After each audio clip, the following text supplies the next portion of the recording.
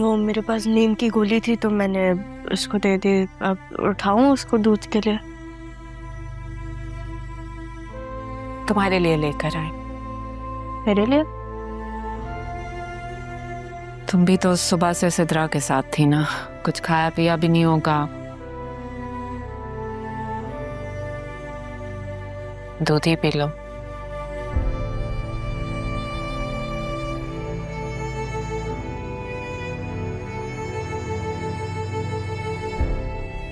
राह मैं तुमसे माफी मांगना चाहती हूँ, बहुत शर्मिंदा। नहीं, आपको शर्मिंदा होने की कोई जरूरत नहीं है।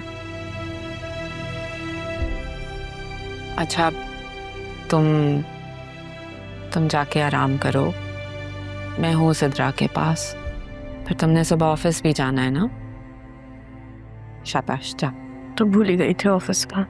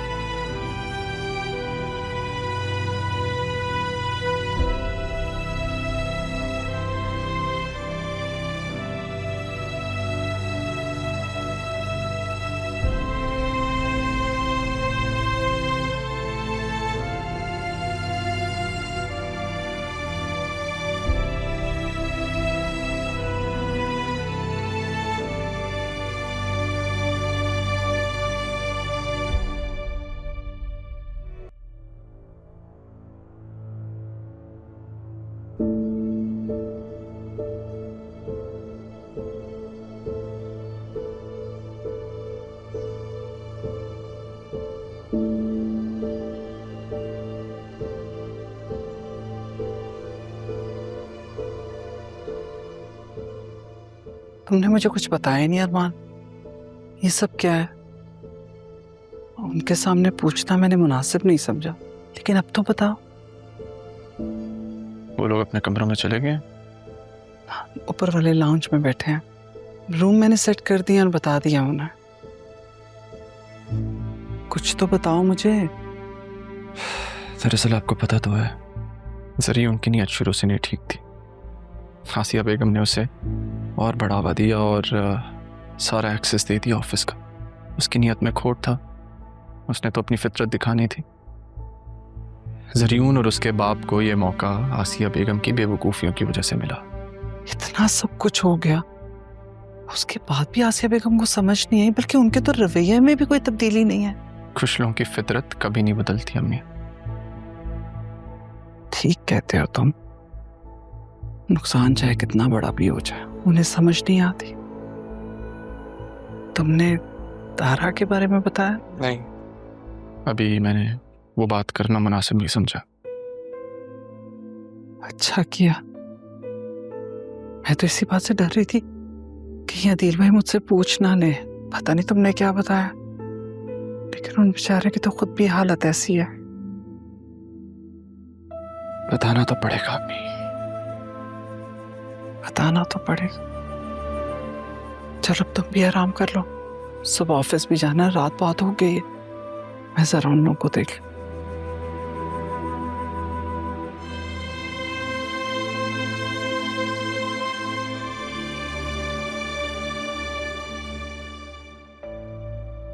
मैं तो ये सोच रही हूँ कि ज़ैनबी के पास इतना पैसा कहाँ से आया।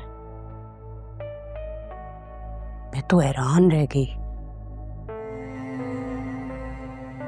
अदील, अदील,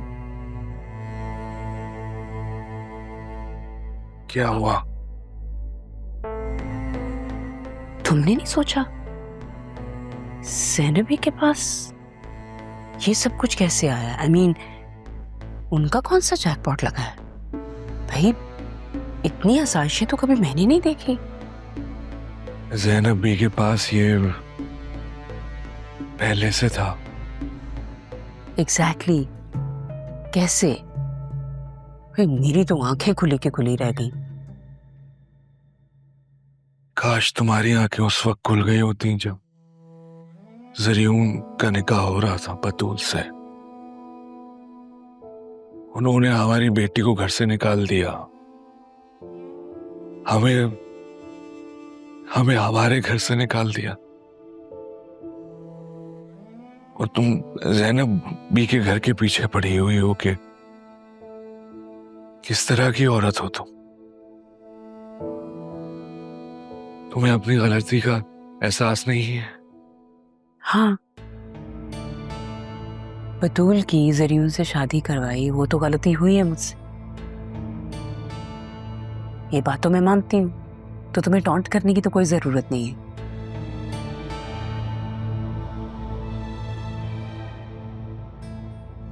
हमारी गलतियां आजमाइश बन गई है मेरे लिए।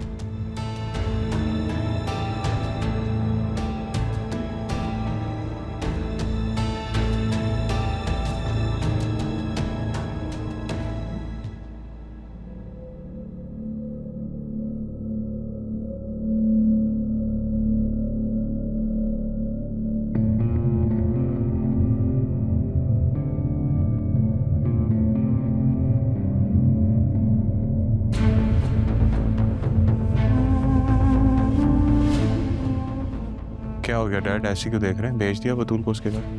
भेजा नहीं है तुमने, निकाला है उसे घर से। क्या फर्क पड़ता है? फर्क पड़ता है जरियूम, पड़ता है फर्क। तुमने अदील से भी बात की, कॉल की उसे, मिले उससे? मुझे फोन करके कहा उसने, मिलने का कहा है घर पे। कौन सा घर? कौन सा घर? क्या मतलब? मतलब आपको कुछ नहीं पता? आपको तो पता होना चाहिए था डैड। मलिक के बंदों ने उनको घर से निकाल दिया। अब कौन सा घर उनके पास रहा है जहां वो बुला रहे हैं? और वैसे भी क्या कर लेंगे वो? जरियूम, अब तो अदील बिल्कुल भी चुप करके नहीं बैठेगा। डैड क्या कर लेगा वो? ठीक से तो चल नहीं सकता वो।